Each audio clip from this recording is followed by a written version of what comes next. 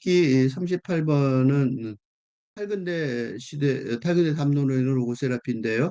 그중에 오늘은 13번째입니다. 선택하는 존재, 책임지는 존재. 그러니까 그 선택하는 존재, 책임지는 존재라는 말이 왜 중요하냐면요. 이 말에 뭐가 들어있냐면, 근대자. 근대자는, 근대 과학이 생각하는 근대 과학, 근대 사상을 비롯한 근대 사상이 생각하는 자아는 뭐예요? 동물이나 기계였습니다. 어? 그러니까 자아를 뭘로 보는 거예요? 동물이나 기계로 보는 거예요. 어? 근데 이 로고세라피, 이 강점, 핵심, 가장 중요한 점은 인간을 인간으로 보기, 보게.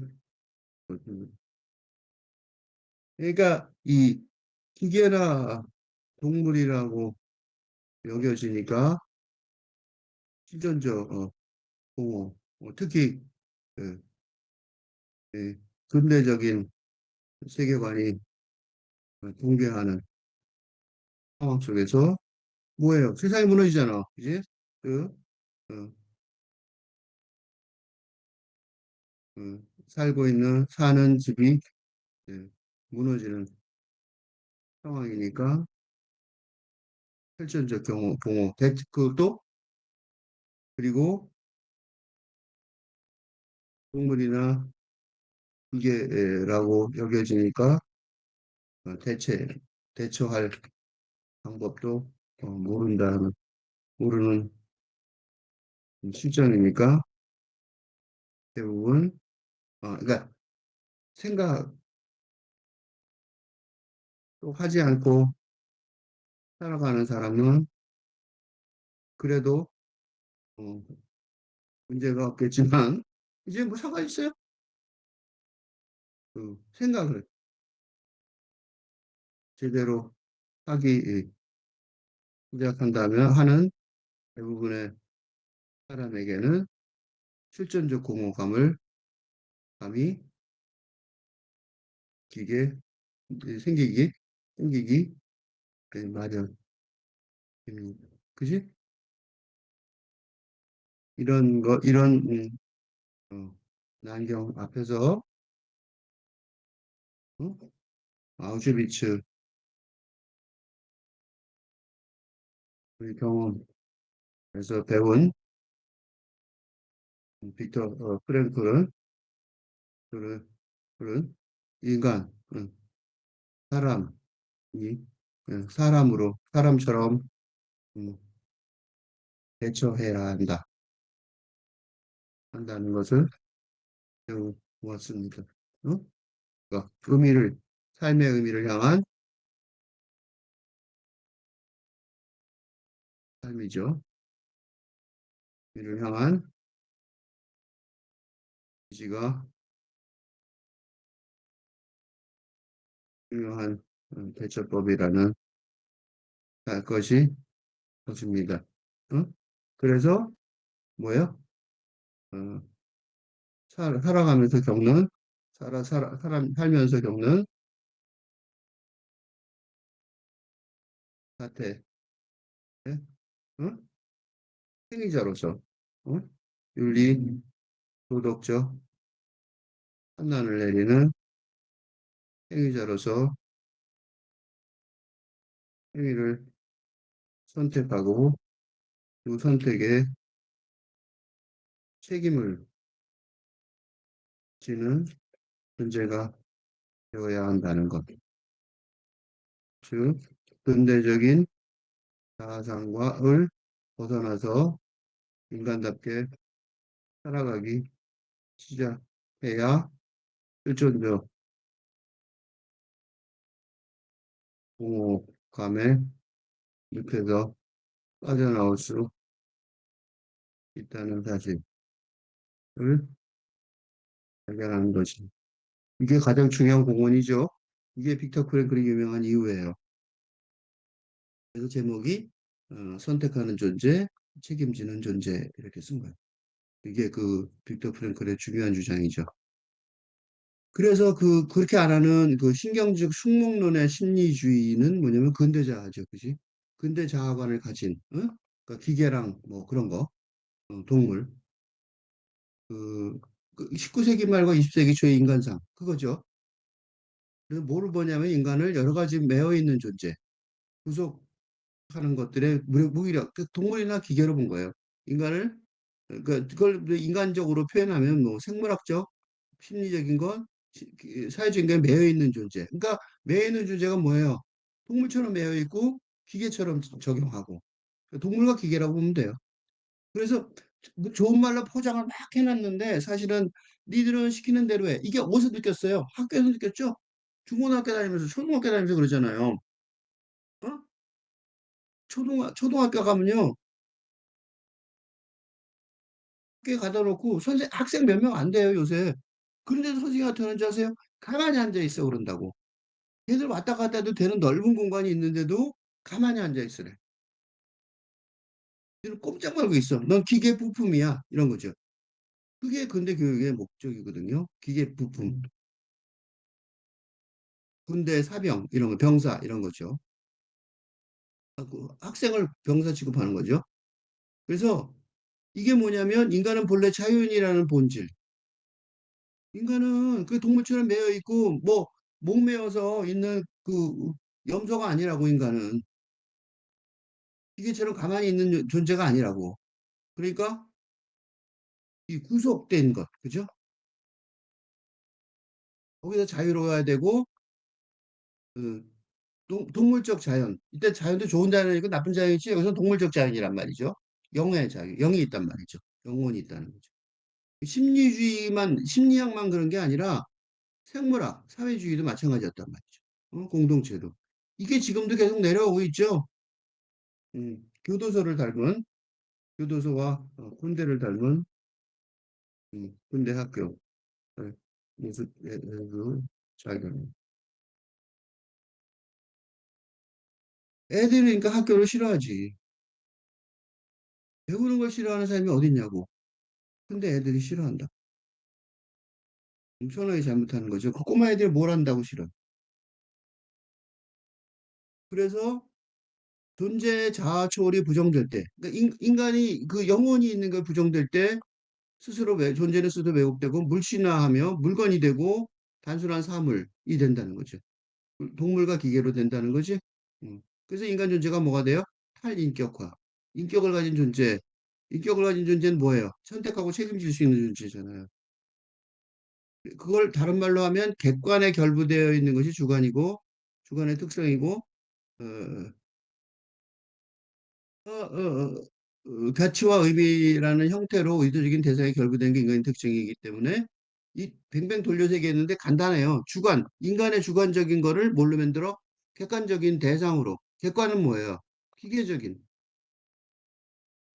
기계적인 판단을 할 수 있는. 응?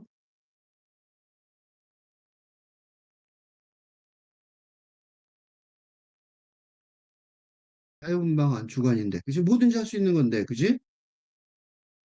그래서 뭐가 부정돼요? 자아 초월이 부정되고 그 의미와 가치가 있을 수가 없죠. 왜냐하면 의미와 가치는 동물이나 기계가 아닐 때만 있을 수 있으니까 문이 닫히면 이유와 동기들은 뭐가 돼요? 조건화 과정. 조건화 과정이 뭐예요? 기계적인 반응을 하는. 응? 그러니까 파블로프의 단상처럼 응? 동물적이고 기계적인 차원에서 설명 가능한 설명이 가능. 그러니까 예를 들면 그런 거지. 파블로프 판사가 뭐예요?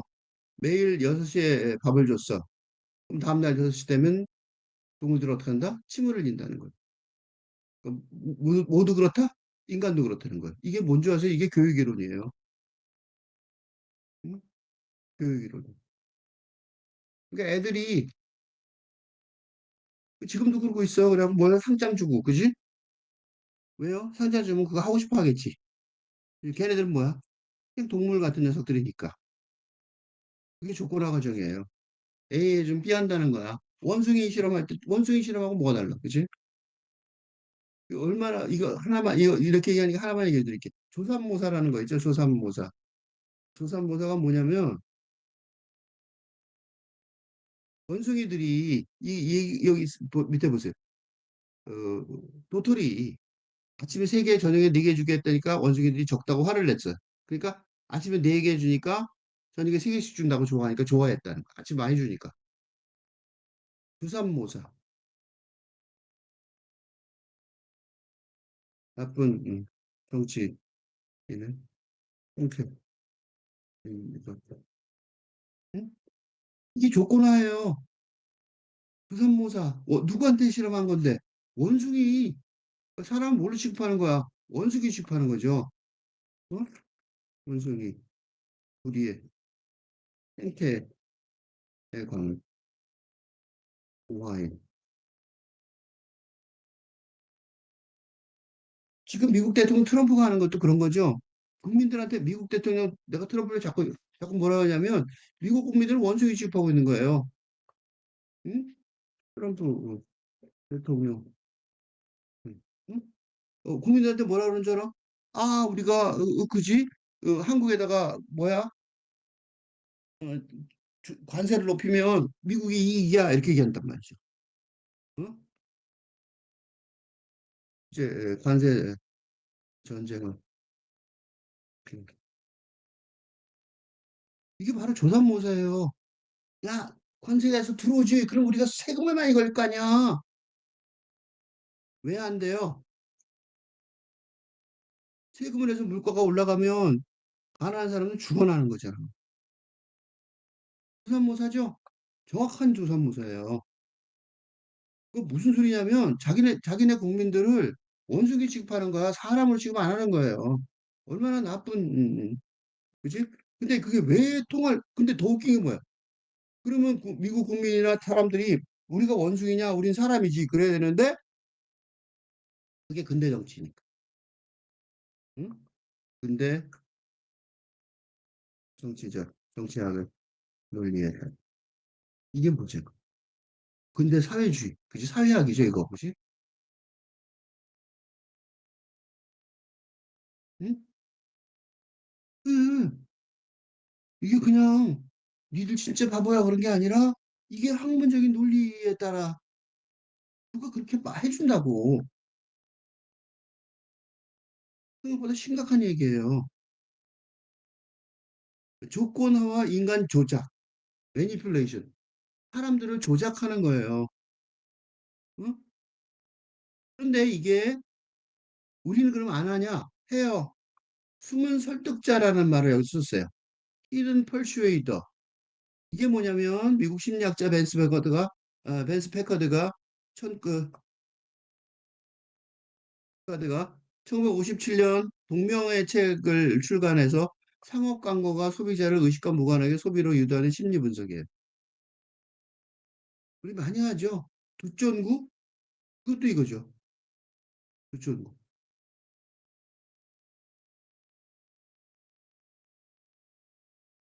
조금만 있어요? 명품.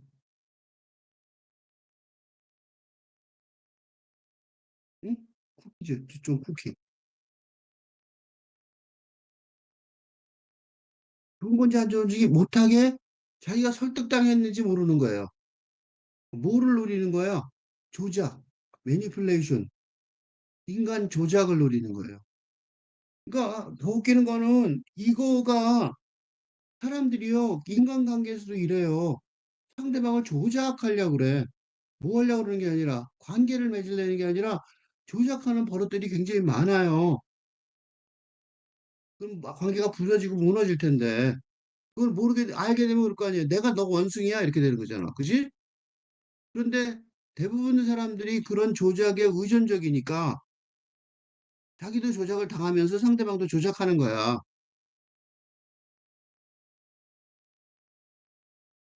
이런 조작의 문을 여는 게 뭐예요? 물신화예요, 물신화. 물신화가 뭔지 아세요? 사람을 뭘로 취급하는 거야? 물건으로 취급하는 거고.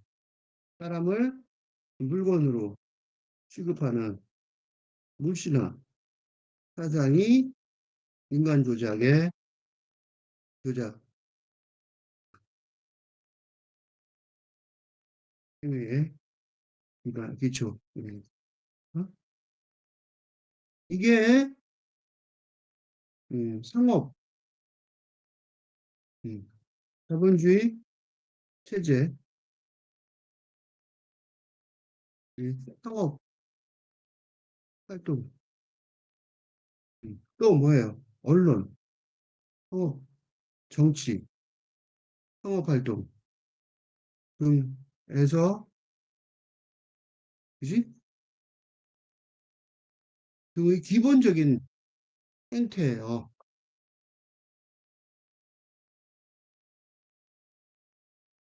행태인데, 그래서 부동산 투자도 그렇죠. 그지?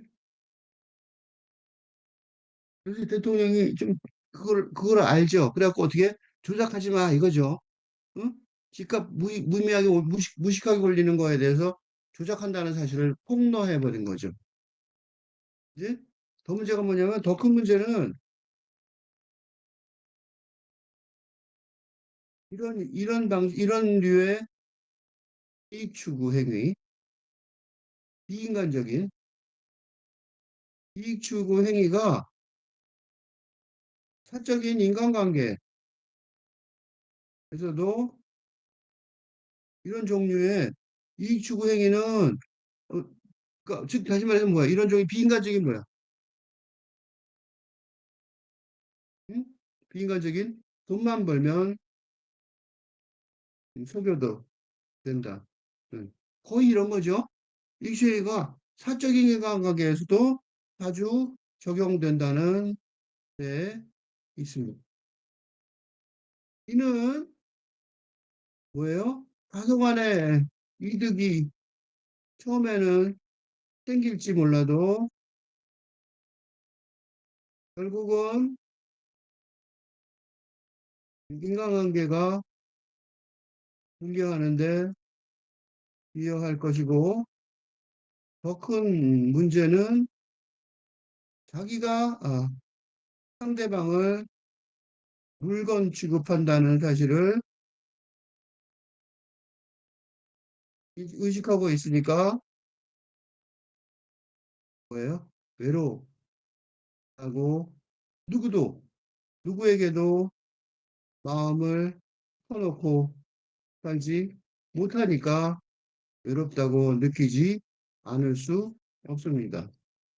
그래서 지금 가장 큰 문제가 외로움이라고 말하는 것입니다. 원인이 어디 있어요? 원인은 서로를 물신화하는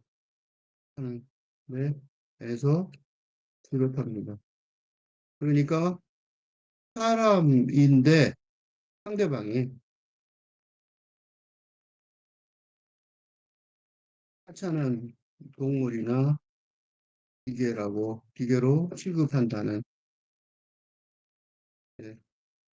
게 문제입니다. 어떻게 그러면서 자기는 사람이야? 뭐 어이가 없죠? 그 미친 짓을 하고 있는 거예요. 왜냐하면 인간 존재를 조작하려면 먼저 그를 물신화해야 하는 거예요. 그럼 뭐가 안 돼요? 이는 인간관계를 근본적으로 불가능하게 인간관계가 없어 그러니까. 어? 조작해야 되는데 기계처럼 내가 사람으로 보이면 되냐고 그게 그지? 자율성을 박탈해야 되는 거죠. 누구한테 그래요? 자기 자녀한테 그래요. 응? 애한테 그런단 말이죠. 그 접근 불가한 인간인데 뭐로 들어요? 부작 가능한 인간으로 만드는 거예요. 이게 범결정주의라는 거예요. 누구나 다 그러니까 정신사적으로 이런 자연주의적인 관점, 자연주의적인 관점, 그 멋있는 말 같지만 뭐예요?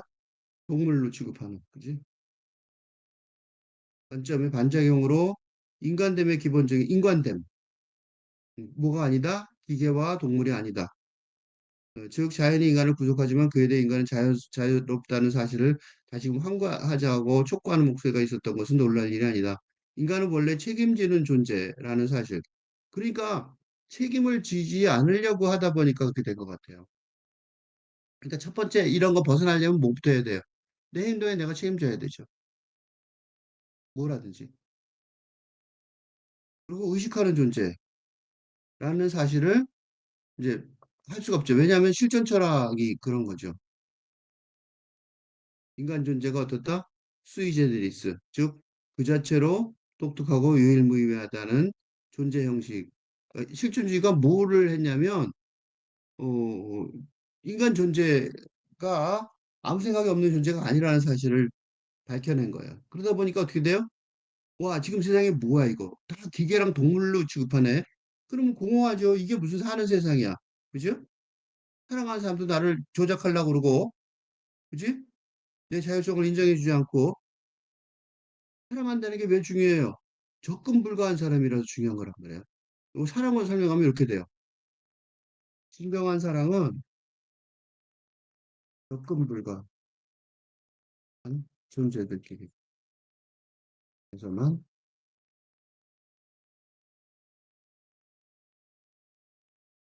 접근이 쉽지가 않다고, 어? 만만하지 않다고. 그게 아이라도, 응? 자신의 자식이래. 그러니까 지금 그 자기 자식이라도 그렇단 말이에요. 근데 지금 어떤 줄 아세요? 우리나라 학부모들은 어때요? 조작 가능하다는 거죠. 너 학원 갔다가 밥은 저희가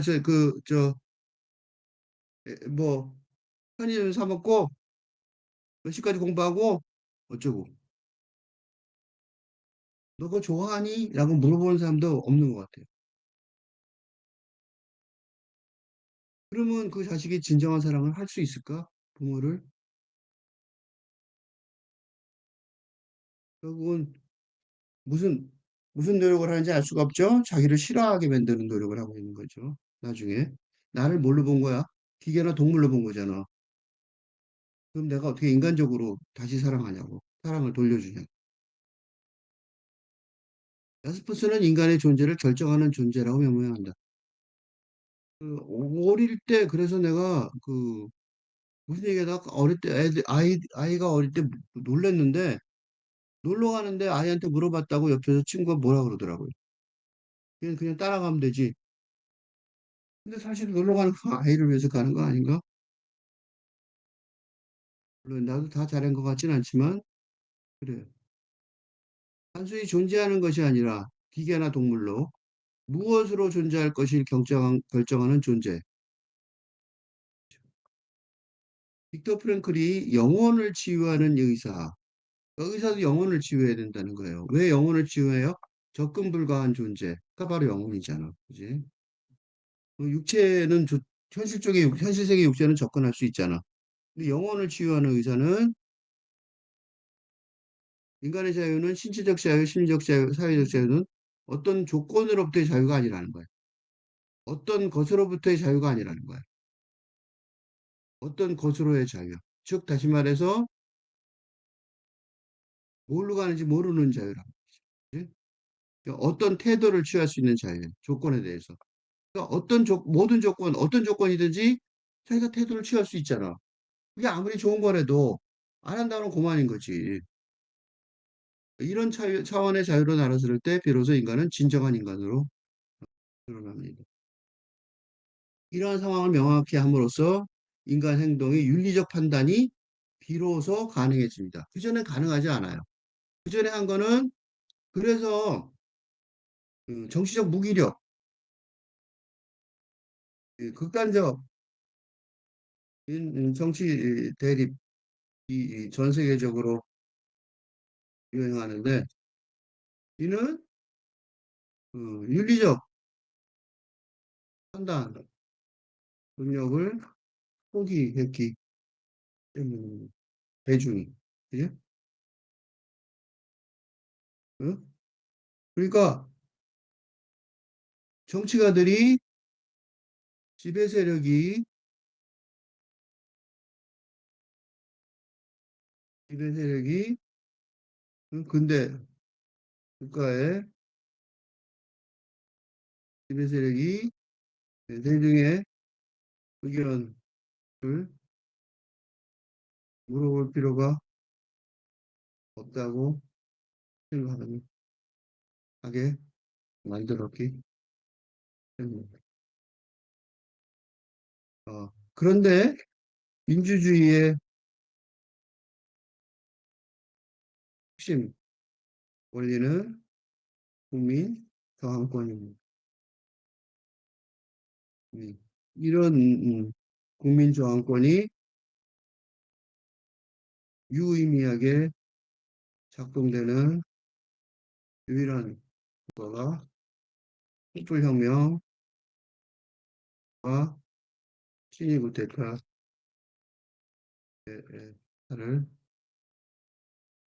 저지한 대한민국이라고 생각됩니다. 그래서 대한민국이 19.16 국가가 될 것으로 봅니다. 어렵더라도 그래서 지금 우리나라가 좀 뭐 우리만 어려운 게 아니에요. 선진국 다 어려운데 어렵더라도 한국에 사는 게 좋습니다. 버티는 게 좋아요. 왜냐하면 우리나라가 초일류 국가가 될 가능성이 많거든요. 국민저항권이 없죠. 미국 사람들도 없는 것 같죠? 말도 안 되는 자기한테 그 엄청나게 러시아도 마찬가지죠. 핵전쟁을 일으킨다고 푸틴이 핵전쟁을 위협하잖아요. 러시아 국민들은 가만히 있어요. 핵전쟁이 나면 어떻게 돼요? 국민의 몇십 퍼센트가 없어질 텐데 그 결정을 그 사람이 마음대로 말할 수 있게 하는 거는 그야말로 탄핵받아야 될 당연한 얘기인 것 같은데 트럼프도 비슷하죠. 이란하고 전쟁하려고 그러는데 그 미사일이 미국 땅에 안 떨어질까? 또 미국에 있는 기지들, 미국에 있는 군사기지에 안 떨어질까? 다른 나라에 있는? 그건데 물어보는 것 같지 않죠? 인간이 자연적인 현실에 맞서고 동물처럼, 응? 그러면 동물처럼이에요. 그럼 응? 인간적인 판단력 없이 이런 뜻이에요. 자연적인 현실에 맞서죠. 언제나 뭐 맞서는 것 같잖아요. 그러니까 이게 이 설명을 안 하면 맞서지 말라는 소리에 이렇게 들린단 말이에요. 그게 아니에요. 동물처럼이란 소리예요. 그 다음에 기계처럼 근대 과학이 추정하듯 근데 학문이죠. 과학을 비롯한 학문이 추정하듯 기계처럼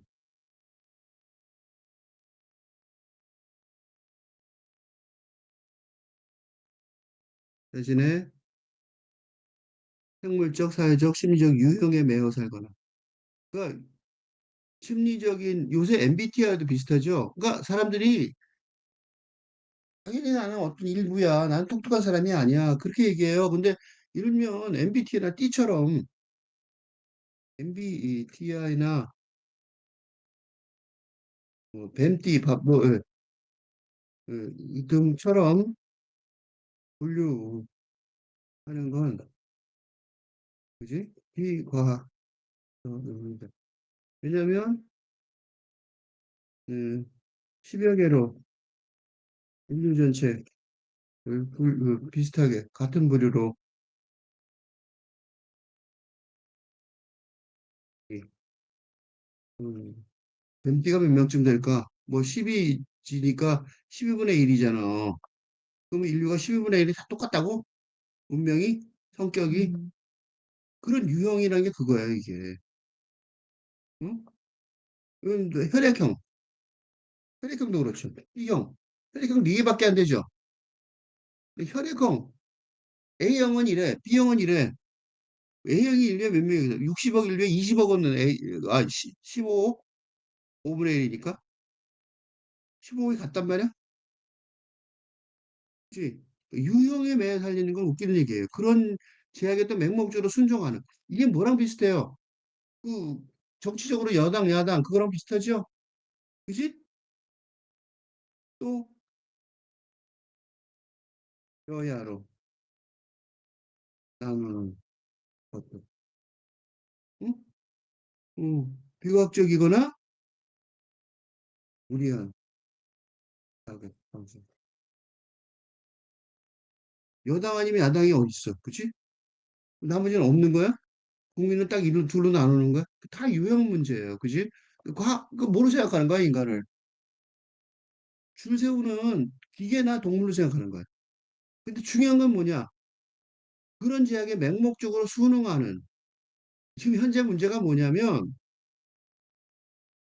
중단할 때 이게 왜 중요하냐면 이런 근대 학문의 유형론 논이 이런 근대 학문의 유형론이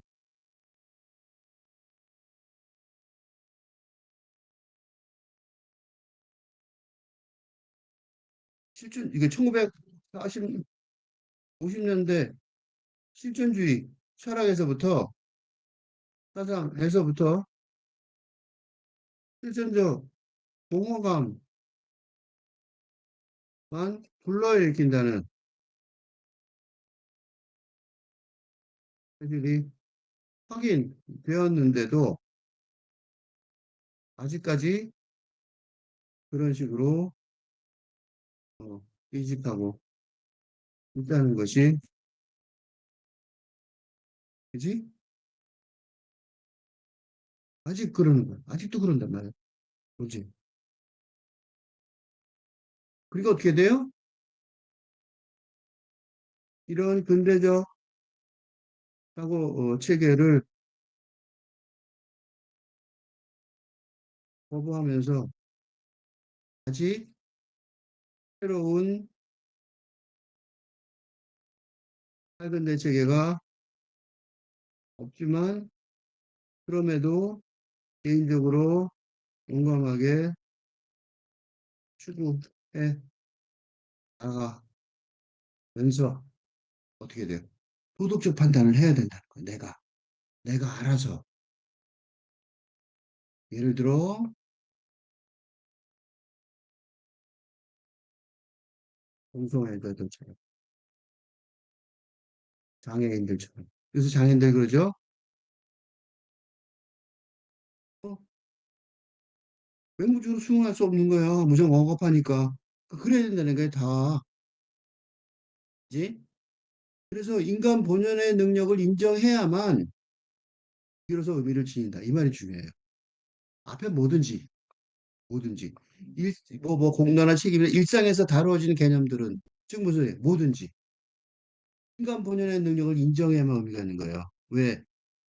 근대적인 사고 체계는 무의미해질 정도로 붕괴했으니까. 소용이 없단 말이야, 이제. 옛날에 보던 거는. 그 붕괴가 다 돼버렸단 말이에요. 그거 갖고 하지 말고, 잘 몰라도, 그지? 그래서 이미 언급한 모든 제약을 운명적으로 그냥 감수하지 말고, 응? 학생들도 그래, 학생들도. 학생들도 무조건 학원 가면 안 된다고. 나중에 엉망진창으로 상황이 된 게 부모 탓이기만 할까요? 본인도 저항해야지. 교수 탓나니까요. 틀렸다고 생각하면 다르게 해야지. 새롭게 걸어가야지. 그 주어진 조건들 앞에서 운명과 삶을 형성할 과제를 분별하고 문제가 뭐냐면 불행히도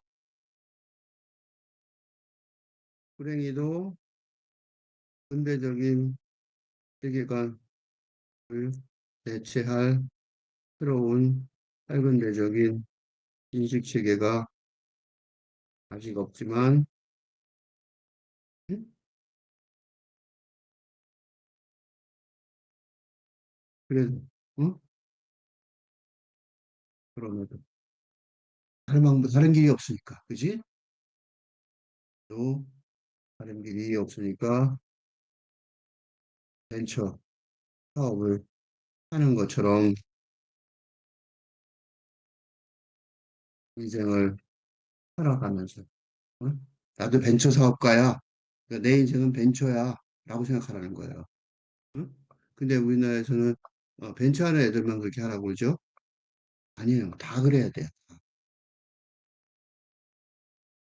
그런 조건들에 대해서 어느 정도 주체적인 태도를 취하는 능력밖에 다른 거는 그런 결과가 초래될 가능성이 굉장히 높아요. 서양에서도 이런 게 어디냐? 이 이제 아우슈비츠, 응? 그 죽음의 수용소에서도 거기서도 사람이 자기 행동에 선택권을 가질 수 있다는 걸 알았다는 거예요. 빅터 프랭클이. 그지? 그러니까 뭐 이런 현실도 아니고 아우슈비츠에서도 그랬다는 거예요. 인간의 정신적 자유에 대해서 아우슈비츠 죽음의 수용소도 그랬는데 왜 못하냐 이거지. 이게 빅터 프랭클이 이유예요. 요게. 그러니까 빅터 프랭클이 쇼크를 준 건 바로 이거예요. 응? meaningful life. 삶을 향한 의지, 삶을 향한 의미. 그거가 죽음의 수용소에서도 그게 있는 게 없는 것하고 완전히 달랐다는 거예요. 그걸 입증해 준 예를 지금, 응? 입증해 준 예를 내가 설명을 하는데 이게 제일 이 빅터 프랭클의 책에서 제일 미니컬 라브에서 제일 중요한 부분이에요. 영웅적인 성격이란 말이에요. 그죠? 무감각 증세를 극복하고 불안감을 제압한 경우가 얼마든지 있다는. 옆에는 죽이는, 그지? 죽음에 목욕하는 장소가 있었죠? 그 본인이 알면서도 그 얼마나 불안했겠어요. 가혹한 정신적, 육체적 스트레스를 받는 상황이었죠. 그럼에도 불구하고 인간은 정신적인 독립과 영적인 자유의 자치를 간직할 수 있다. 정신적인 독립과 영적인 자유를 아무리 힘들어도 죽을 지경에 이르러도 이건 두 개는 할 수 있어. 응? 내가 진짜 힘들어요. 거기도 어떻게 할 수 있어요? 정신적으로 독립할 수 있어요. 이 사람이 내가 누구한테 억압을 받든지 내가 정신적으로 독립했는 걸 그 사람이 어떻게 하냐고. 영적인 자유가 있는 걸 어떻게 하냐고. 아무도 모르는 거야. 어떤 사람이 있었냐? 강제 수용소에 있던 우리들은 막사를 지나가면서 다른 사람을 위로하고 마지막 남은 빵을 나누어 주었던 사람들이 있었다는 것을 기억하고 있다. 물론 그런 사람이 아주 극소수였을지도 모른다. 하지만 이것만으로도 우리 다음과 같은 진리가 옳다는 것을 입증하기에 충분하다. 그 진리란 인간에게 모든 것을 빼앗아 갈 수 있어도 단 한 가지. 마지막 남은 인간의 자유. 주어진 환경에서 자신의 태도를 결정하고 자기 자신의 길을 선택할 수 있는 자유만은 뺏어갈 수 없다는 것이다. 내가 고등학교 때 뭐 뻘짓을 한 번 했었는데 아버지가 맨날 때린다고 가족들을. 내가 어떻게 했냐면 너무 화가 나갖고 그 집을 내가 같이 갔어요. 나도 이상한 사람이죠. 같이 가갖고 근데 여전히 저녁 됐는데 밤늦게 술 먹고 들어와서 그렇게 하는 거죠. 그래서 내가 나섰어요. 술 먹고 때리려고 그러는데 내가 나서서 그 사람 팔을 잡았어요. 난 남이잖아. 가족은 어떻게 못하지만 나는 남이니까 나를 때리면 때리라고. 난 경찰을 부르겠다 그랬어요. 한 번만 이기면 돼요. 한 번만 이기면. 그 친구는 어떻게 될지 몰라요. 근데 내가 일부러 가서 그랬어요. 한 번만 맞으면 될 것 같더라고. 못 때렸어요, 나도. 혹시 인간에게 모든 것을 빼앗아갈 수 있다고 생각되는 그렇게 당하는 상황이 있어도 아니에요. 주어진 환경에서 자신의 태도를 결정하고 자기의 길을 선택할 수 있는 자유. 저항일 수도 있어요, 그게. 마음속의 자유, 추상적인 자유가 아닐 수도 있어요. 저항할 수 있어요. 수용소에서는 항상 선택해야 했다. 매일같이 매 시간마다 결정을 내려야 할 순간이 찾아왔다. 그 결정이란 당신으로부터의 자아와 내적인 자유를 빼앗아가겠다고 위협한 저 부당한 권력에 복종하실 것이니까 이거 많아요. 이런 상황. 말 것인가를 판가름하는 것이다. 그 결정은 당신이 보통 수감자와 같은 사람이 되기 위해 자유와 존엄성을 포기하고 환경의 놀이개가 되느냐 마느냐를 판가름하는 결정이었다. 굳이 안 싸워더라도 놀이개가 되지 않을 수는 있어요.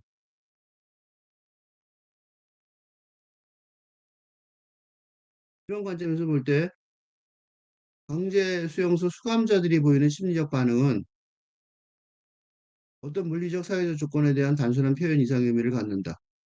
수면 부족과 식량 부족, 다양한 정신적 스트레스를 받는 환경이 물론 수감자들을 어떤 방식으로 행동할 가능성을 고문당하고 그럴 수 있죠. 그럼에도 결국 최종적으로 분석해 보면 아 그래 난 뭐 때문에 뭐 수면 부족이어서 먹질 못해 갖고 뭐 그래 말할 수 있어요. 그렇지만 최종적으로 분석해 보면 수감자가 어떤 종류의 사람이 됐냐 하는 것은 개인의 내면적 선택의 결과예요. 이게 무엇이든지 수용소라는 환경의 결과가 아니라는 사실. 수용소. 이때는 죽음의 수용소예요. 아우슈비츠. 그냥 총 쏴서 죽여도 할 수 없는데요. 아무것도 아닌 총 쏴서 죽는 게 보통인 사건인 동네에도 마찬가지라는 거예요. 그런 거 아니잖아, 지금은. 근본적으로 어떤 사람이라도 심지어 그렇게 척박한 상황에 있는 환경에 있는 사람도 자기 자신이 정신적으로 영적으로 어떤 사람이 될 것인가를 선택할 수 있다는. 강제 수용소에서도 인간으로서의 존엄성을 지킬 수 있다.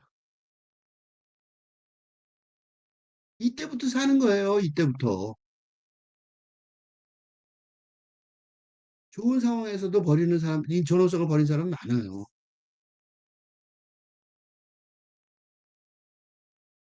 도스텝스키가 이런 말 한 적이 있다. 내가 세상에서 가장 두려워하는 것이 있다면 그것은 내 고통이 가치가 없게 되는 것이다. 이 말을 조금 더 반복하면 뭔지 아세요? 내 삶의 고통.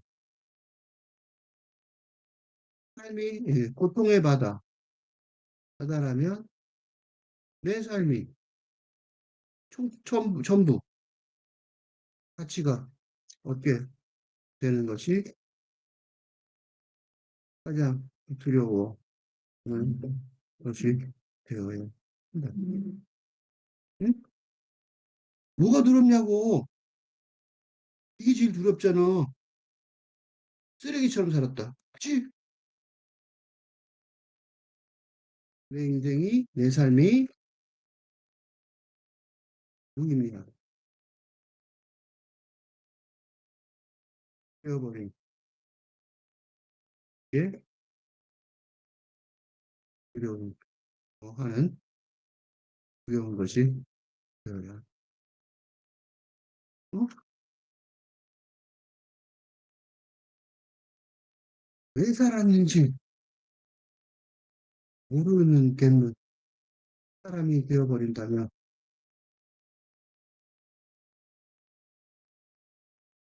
죽는 게 혹은 죽는다고 해도 누구에게도 굉장한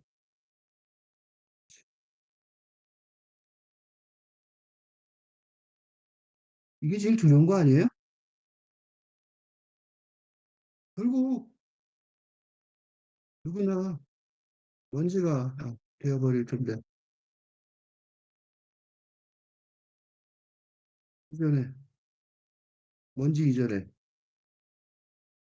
삶이 무의미하다면 이미 먼지였던 안 그래요? 그럼 먼지였던 거잖아. 뭘 얘기하냐고. 뭐가 도대체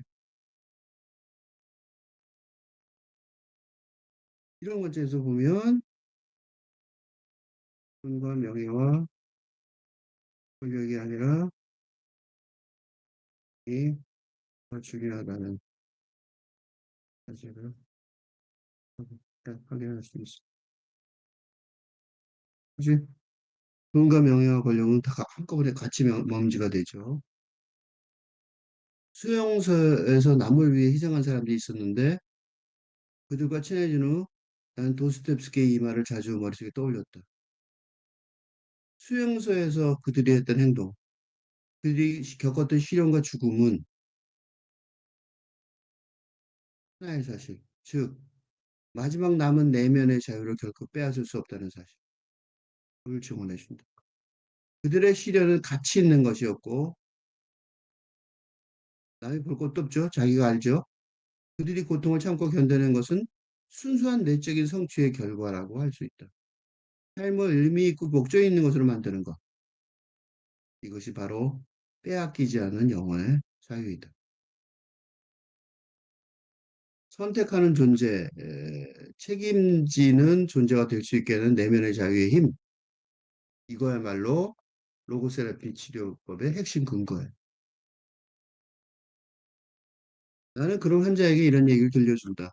자살 기도가 미수에 그친 사람들이 수없이 하는 얘기가 자살이 실패했다는 것을 알았을 때 얼마나 기뻤는지 모른다고 말한 사실이다. 자살에 실패한 지 몇 주일 후, 몇 달 후, 그리고 몇 년 후 그들은 이렇게 회고했다. 당시에는 자신에게 문제를 해결할 방법이 있었고 그 의문에 대한 해답이 있었으면 삶의 의미가 있었다는 것을. 비록 사정이 좋아질 확률이 1000분의 1일지라도.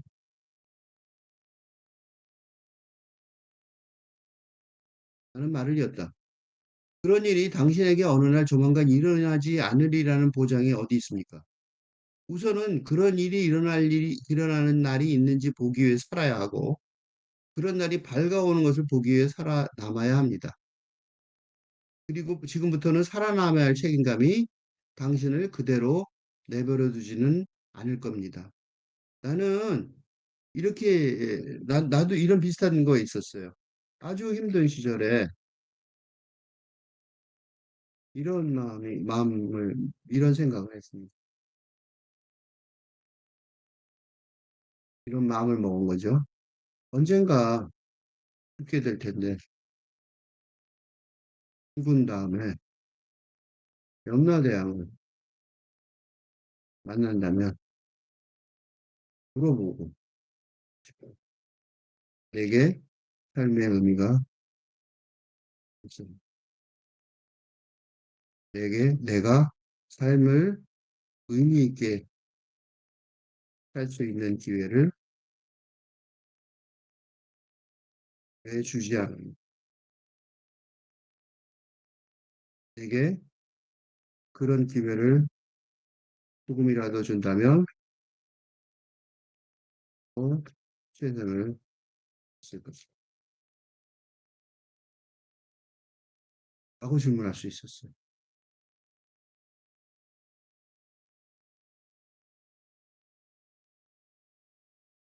어떨 것 같아요? 기회는 와요.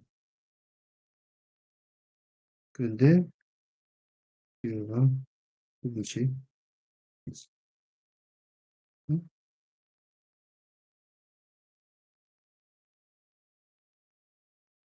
학자들이 최대한 능동적인 삶을 살게끔 도와준다면 그 환자들을 어떻게 해요?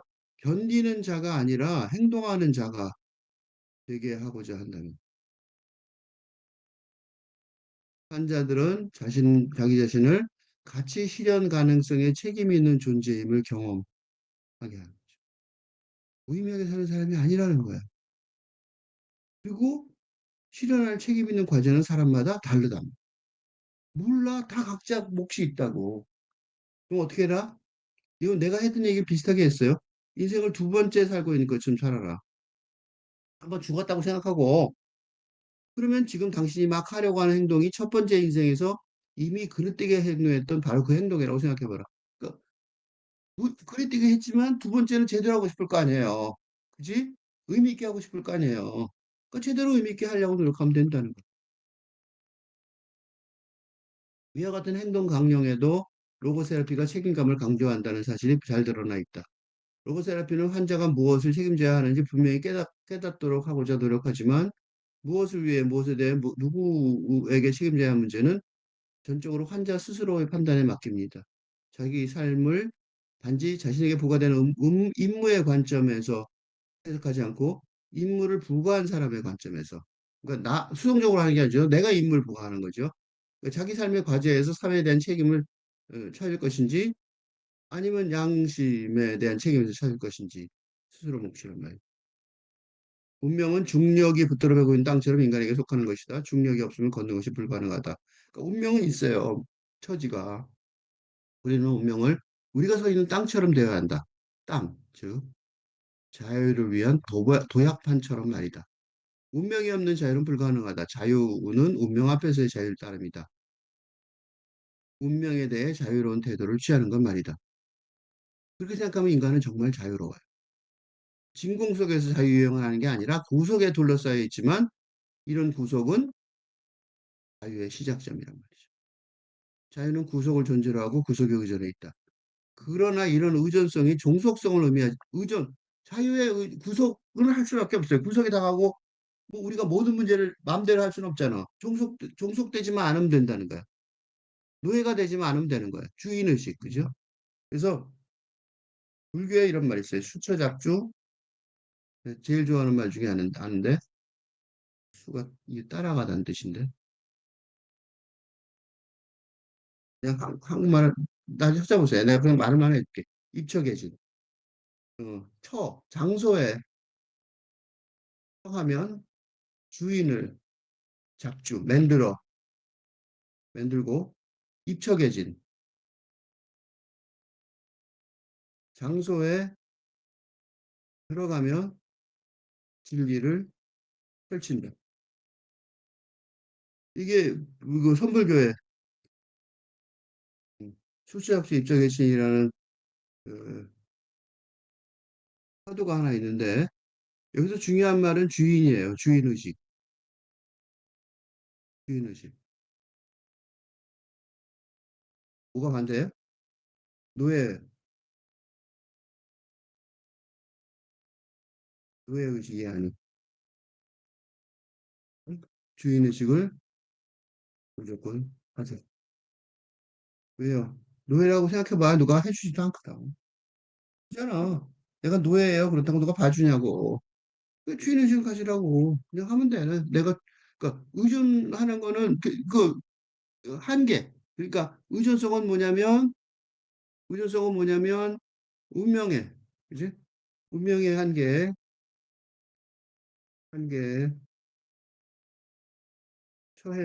처해 있는.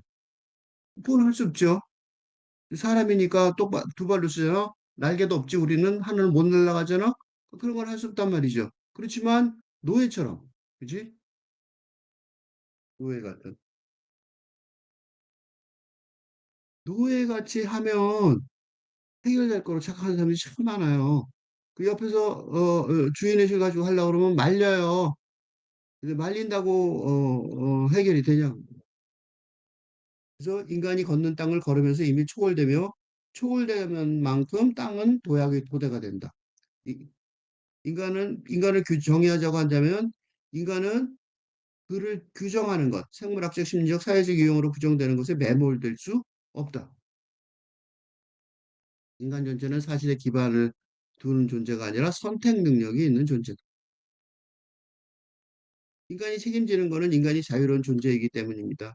자유는 우리의 논의에서 일부분이고 절반의 진심이며 책임성이라는 면을 살지 않으면 그저 방종으로 퇴보할 것이니까 전체의 긍정적인 측면은 책임을 지는 존재라고 빅터 프랭클이 말합니다. 로고세라피를 통해 우리는 자유를 제한하는 결정주의와 결발하고 그러니까 미리 결정되어 있다는 거죠. 니들 뭐 해봐 똑같아. 니들은 뭐냐? 동물이냐 기계니까 자유 확장인 인본주의에 도착했다라고 선언할 수 있습니다. 인간은 야스페스의 말 맞다나 자신의 모습을 결정하는 존재다. 결정하는 존재는 단순히 객체적 존재가 아니라 현존재.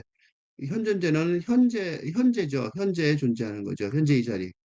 내 앞에 있는 테이블은 현재 있는 그대로 있고 그대로 남아있다. 이거는 그냥 객체적 존재예요. 근데 그러니까 인간에 의해서 변형되지 않는 한 스스로 변할 수 없죠. 하지만 테이블에 마주 앉은 인간은 다음 순간 어떤 존재가 될지, 다음 순간 내게 무엇을 말하고 무엇을 침묵할지 자의적으로 결정하는. 우리가 결정하는 거잖아. 테이블은 결정을 지가 못해요. 다양한 가능성이 있고 그중 하나만 실현할 수 있다는 점이 인간 현존재의 특성이다. 이게 행위자죠. 책임을 지는. 그게 뭐야? 그중에 하나만 실현할 수 있는 거는 몸을 가지고 있으니까 행위자로. 행위자로서 책임을. 응? 무인수가 하나만 하잖아. 오른쪽 가면 오른쪽, 왼쪽은 못 가잖아. 그래서 인간은 삶의 단 한순간도 가능성 중에 선택하지 않을 수 없어요. 선택하지 않고 피하는 건 불가능하다니까. 무조건 선택해야 된다고. 다만 다른 선택이 없는 것처럼 결정의 자유가 없는 것처럼 행동하는 거야. 그러니까 행동할 땐 그런단 말이야. 그지? 마치 뭐뭐인 태양을 갈 때 어느 대학 한 군데밖에 못 가잖아. 그지? 서울대 붙었는데 다른 대학 어디 지방대학에 의대가 됐다. 둘 중에 하나죠. 의사가 될 거냐 말 거냐. 책임감을 가져야 하며 잠재되는 삶의 의미를 실현해야 한다. 그건 자기가 결정하는 거예요. 내 삶의 의미가 뭐냐고. 그지? 내가 숨겨져 있는 내 삶에 잠재되어 있는 능력은 뭐냐고. 근데 그걸 찾는 거는 이 세상에서 찾아야 된다는 거지. 응? 이게 인간 존재의 자기 초월이라고 이름을 진 거예요. 그리고 이 말은 인간은 항상 자기 자신이 아닌 그 어떤 것, 어떤 사람을 지향하거나 그쪽으로 주의를 돌린다는 것을 의미합니다. 그것은 성취해야 할 의미일 수도 있고 대면할 사람일 수도 있습니다. 사람이 자기 자신을 잊으면 잊을수록 그러니까 자기 자신을 잊으면 잊을수록 이 말 되게 돌려서 얘기했는데 근대 자아죠.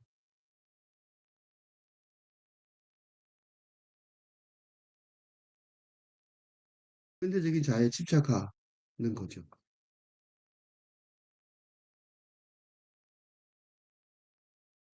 그렇지 않고 잊을수록 그러니까 더 인간다워지려면 이게 이제 그러니까 탈근대 자아가 된 거예요. 잊으면 잊을수록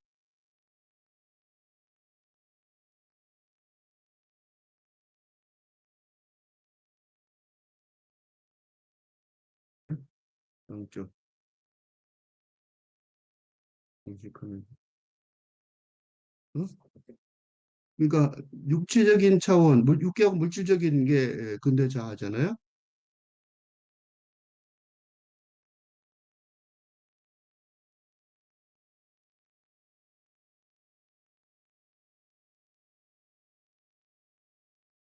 의미를 찾는 거죠. 영적 차원을 인식하면서 왜 삶에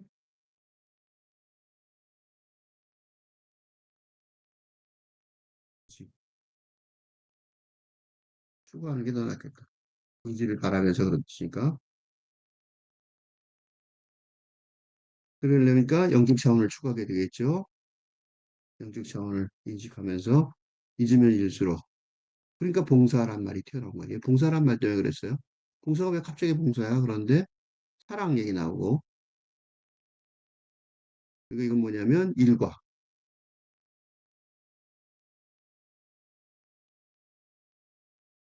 공적인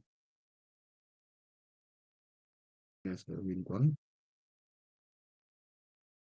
저기 인간관계. 그래서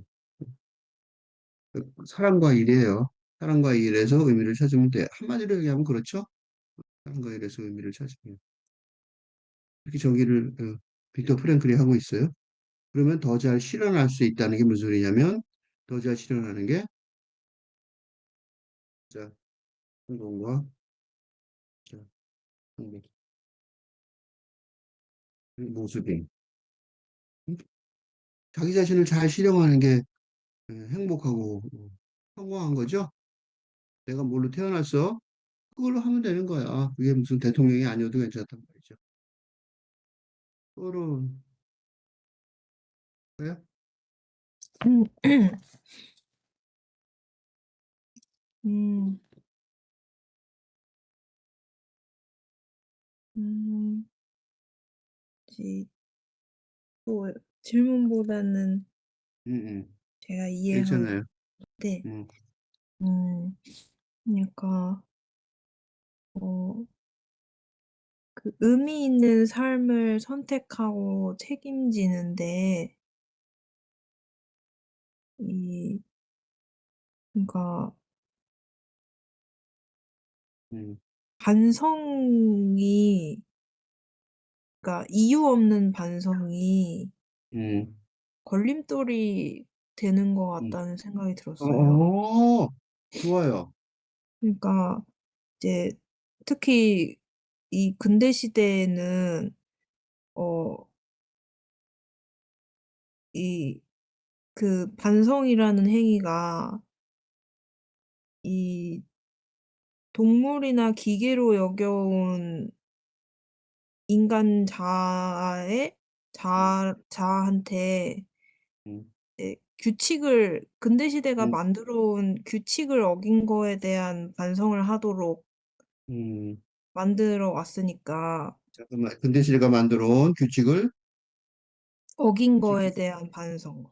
어긴 것에 대한 반성. 그지? 네. 되게 그러니까 중요한 말 했어요. 음, 이렇게 자기가 의미 있는 삶을 찾으려고 하는 그런 반성이 아닌 거죠. 의미 있는 삶을 찾으려는 반성이 아니었어요. 맞아. 그래서 사실 뭔가 반성보다는 반성이 나쁜 게 아닌데 지금 잘못 알고 있는 반성보다 더 좋은 방향이 뭔가 있을 것 같아서. 음, 자, 되게 중요한 얘기했습니다. 음. 한번 다시 한번 정리해 드릴게요. 너무 중요한 얘기니까 정리. 네. 의미 있는 삶을 선택하고 책임지는데 이유 없는 반성의 행위는 걸림돌이 될 것 같다는 생각이 들었습니다. 어?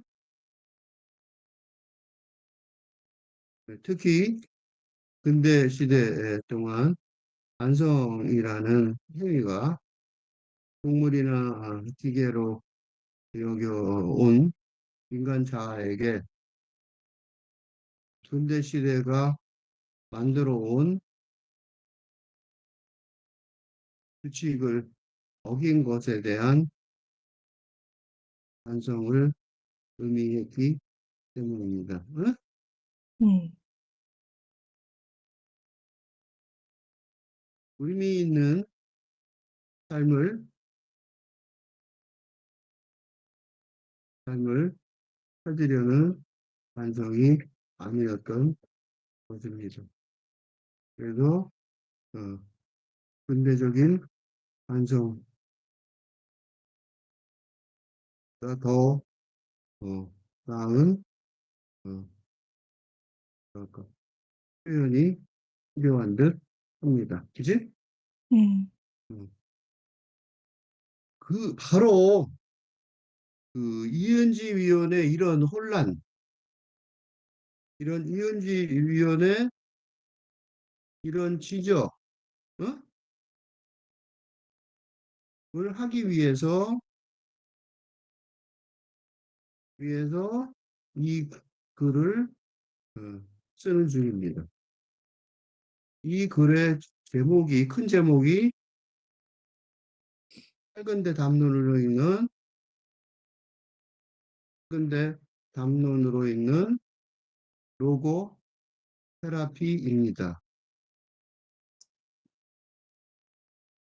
그러니까 로고 테라피를 이 글은 로고 테라피를 소개하는 게 글이 아닙니다. 로고 테라피라는 제목의 책이 최근 발간됐습니다만 그 책을 쓴 치료사도 최근대 담론의 관점에서 설명하지 않았습니다. 근데 왜 요거 요거 붙였잖아요. 요거 왜 중요하냐면 짧은데 담론으로 읽어야 하는 이유는 바로 이런 오해, 그지? 오해가 발생하면서 어? 지금의 현실에 적용할 수 없는 없게 되기 때문입니다. 사실 숫자에 1,500여 개가 되는 유튜브 채널 이 교수의 조건 없는 학교의 대부분은 세계적으로 인정받는 학자들의 글을 신랄하게 비판하는 내용입니다. 그거는 하나입니다. 그 근거는 딱 하나입니다. 이게 뭐냐면 밝은데 담론으로 읽는 방식을 택하지 않았기 때문이라는 것입니다. 응? 이 로고 세라피도 밝은데 담론으로 읽는다면 어? 지금 시대의 그 심리적, 실존적 보호, 즉 우울과 불안과 중독과 자살 충동, 자살 충동의 해결책을 제공할 수 있을 아주 좋은 심리 이론임에도 불구하고 잘 알려져 있지 않아서 이제서야 소개하는 책자가 나오는 중이라는 안타까움이 있습니다. 그러면 어떻게 해야 할까요?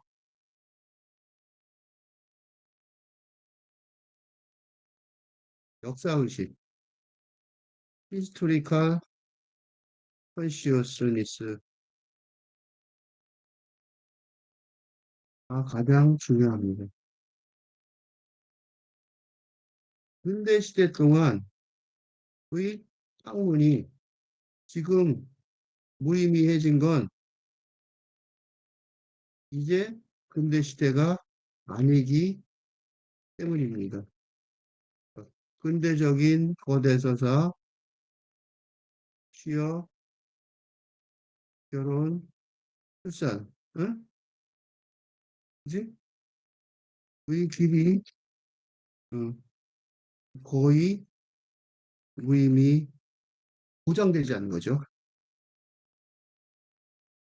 라는 인생의 길이 거의 보장되지 못하고 있기 때문입니다. 응? 그래서 온갖 문제가 발생하고 있습니다. 해결책은 간단합니다. 혁명적으로 바뀐 새로운 현대 시대라는 것입니다. 이런 이중적 세계관, 이 모든 글의 어, 세계적인 학자의 글이라도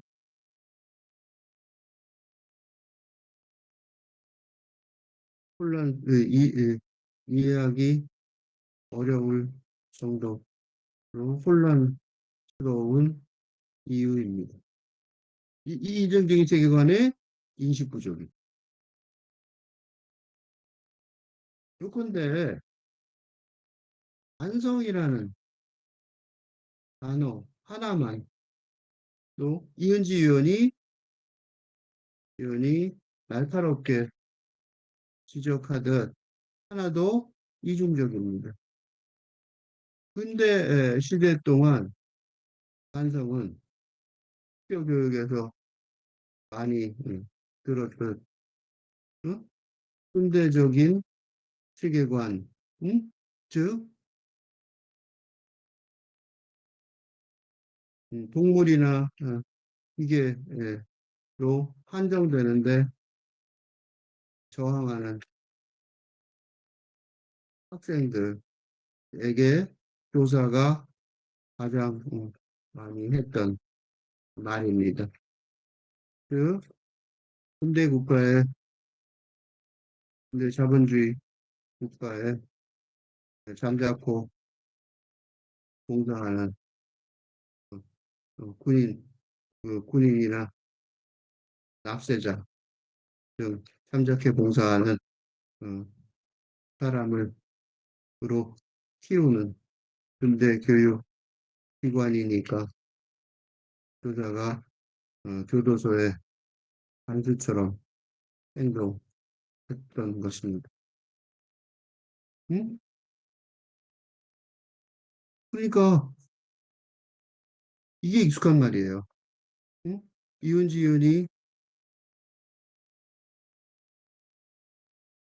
의원이 지적하듯 반성이라는 단어는 이런 식으로 주로 사용되어 왔습니다. 그런데 의미라는 단어도 그런 식으로 사용되어 왔습니다. 응?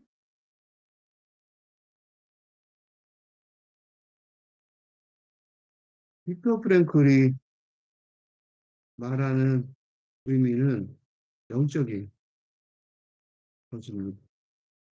그런데 근대 시대 동안에 사용된 의미는 육체적이고 물질적인 어? 오늘 의미 있는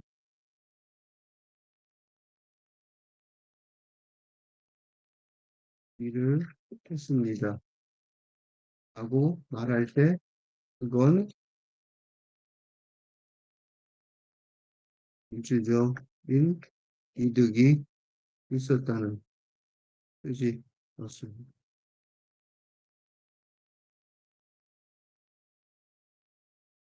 그래서 이 글을 쓰는 것입니다. 어? 모든 말이 어, 탈근대 시대가 도래했는데 지금 필자가 노력하는 것처럼 하듯 새로운 인식 체계를 구축하려는 노력을 거의 하지 않고 있어서 할 수 없이 근대 시대 우리에게 익숙한 근대 시대 동안 사용되어 온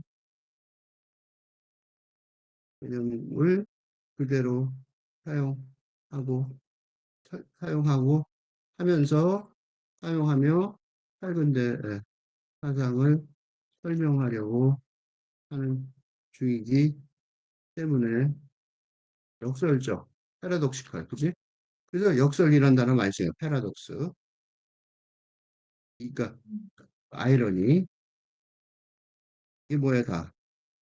등,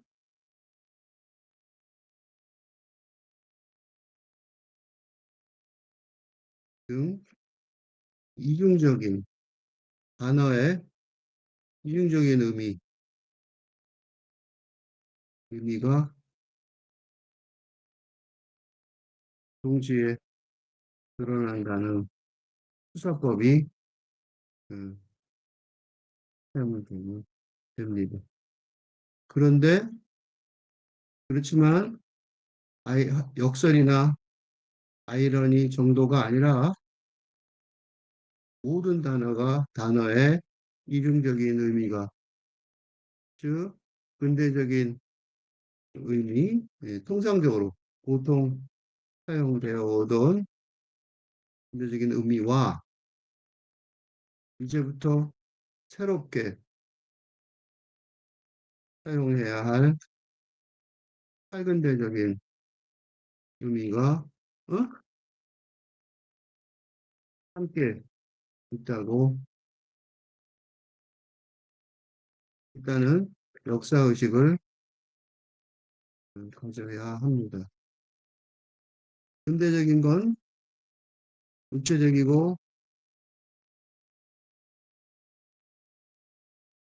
물질적인 차원에 국한한다면, 근대적인 것의 의미가 말이죠. 우리가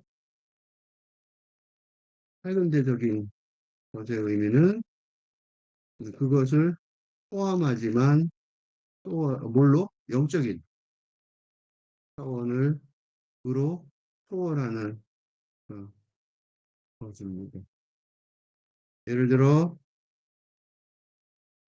조금 전에 썼던 의미가 근대 학교에서 물질적이고 육체적으로 사용됩니다. 어? 공부를 잘하면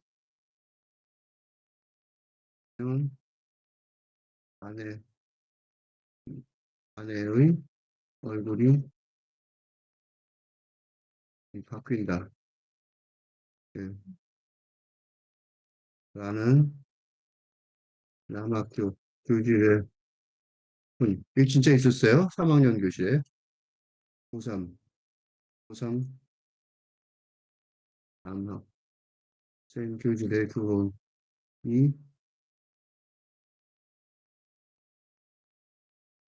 하나의 사례입니다.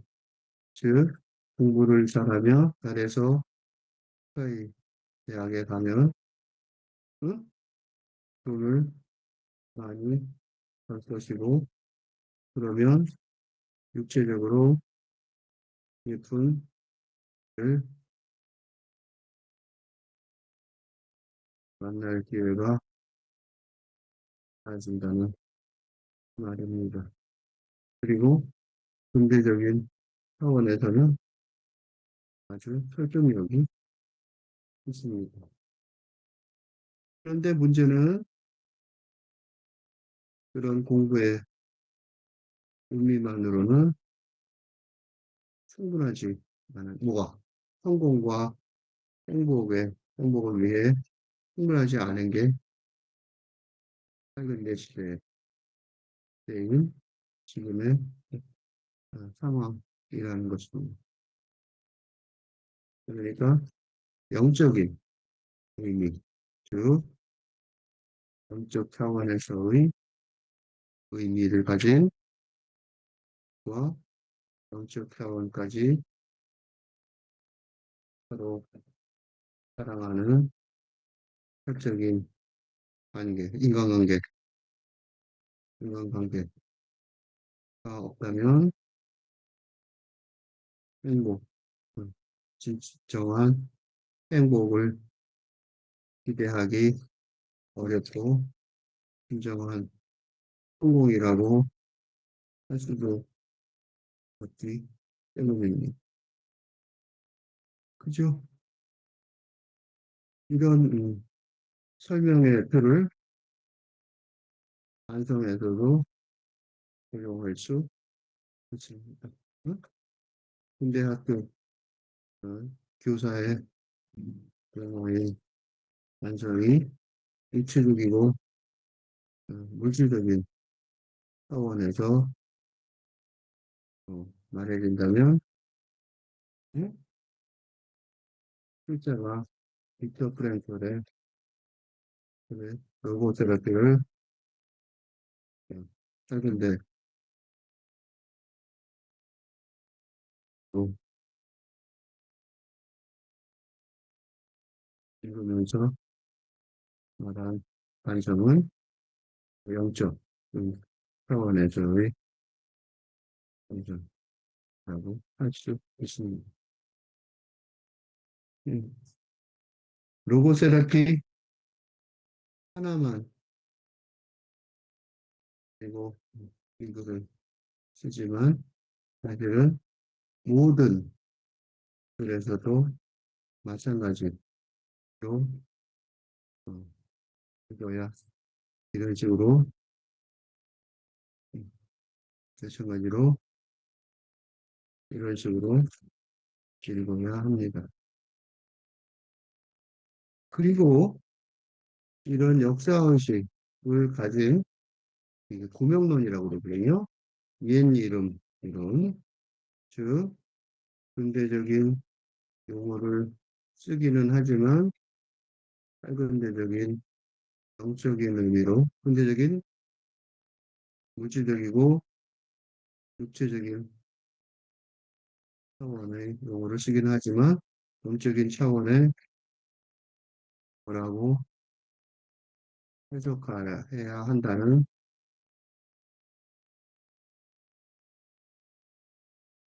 이론을 다른 글에서도 그래도 적용해 본다면 놀라운 체계를 발견할 수 있게 될 것입니다.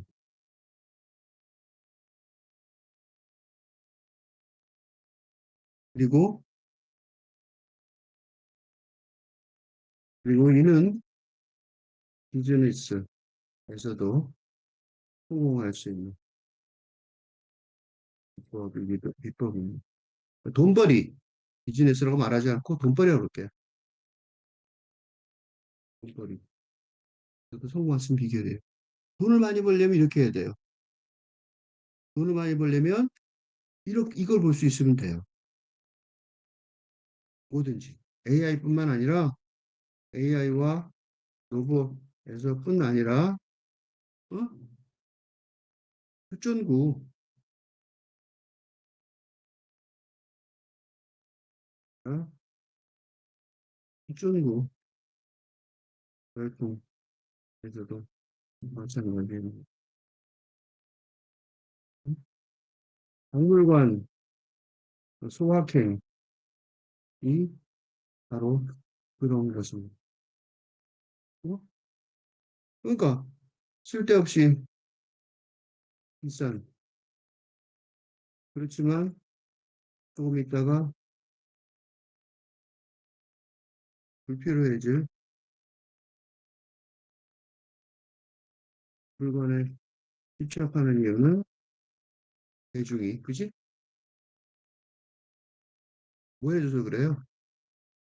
영적인 차원에서의 위로가 가서 거짓이고 일시적일지라도 필요하기 때문입니다. 이런 거 많죠? 이게 지금 되게 중요한 사업이에요. 더 심하게 얘기하면 어텐션 비즈니스, 응? 관심사 비즈니스, 관심 산업이죠. 뭐가 있어요? 어, 예능 프로그램이나